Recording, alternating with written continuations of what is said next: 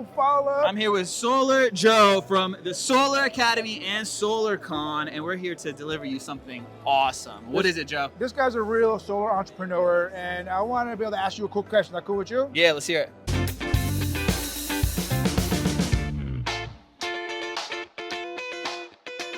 All right, so a lot of people are, they have the ambitions to be a business owner. Like, yeah, they're a rep, they're knocking doors, but they do that because they see the future of being a business owner and being able to delegate and doing the things you're doing. Yeah.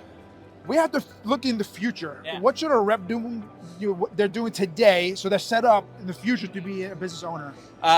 Get around somebody who's doing it big. Like, you can't be around people. Like, if you got a guy and you're working in a company in a team that's got 15 people or 20 people, you got a guy who's got a couple followers. You don't have a business owner. You have a sales leader who knows how to sell, but he doesn't understand administration or finance or legal or tax or accounting.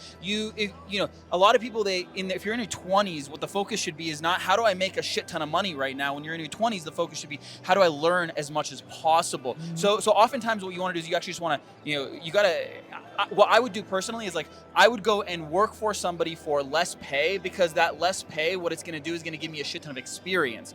And so the problem is that most people want to make $1 million in a year or in 6 months, and you have like a 1 in 1,000 chance of doing it, but you can have 100% chance of doing it if you spread out the time horizon over 6 or 7 years. And the problem is people just want it so fast that they try and chase that carrot, which they think is going to be so fast in front of them, and they end up not getting experience, and then they chase the money. They don't understand the finance, they don't understand the game, and they end up losing it all and saying this is a scam, sales sucks, I can't make any money anywhere, blah blah blah blah blah. So my advice is get around somebody who's doing it like major. Like, you need somebody who's doing it big, somebody who's clearing 8 figures in revenue. Not in solar it's very easy to clear 7 figures in revenue, but find somebody who's doing 8 figures in revenue at least, and go and get mentored by them and get trained by them. Know exactly how they do it. Like, seek information, and from there, work under them, work under their wing, get all the training you can. And then really, I don't even think that it's necessary for you to leave and start your own thing. What I would do is I would approach them and try and focus on how do we do a JV, like how do we do a joint venture together, because the reality is, if you're a great entrepreneur and a great mentor and a great business owner, you should be training your people on how to be fantastic entrepreneurs. And most people don't do that. And so if people leave your company to start their own thing, it means that you did a really good job.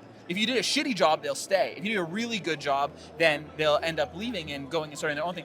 And so my recommendation is don't just leave if your goal is to leave. If that's something you absolutely have to do, find a way to do a joint venture with the person who brought you in. Let them continue to guide you, help you, so that you can both scale together and faster, and you don't have bad blood, you don't hurt relationships, anything like that. Control the flow and get loose. You used to be Solar Joe, now Joe Moose. I'ma break it down on the song like the Fuse. Drop the bomb, yo, the website joemoose.com.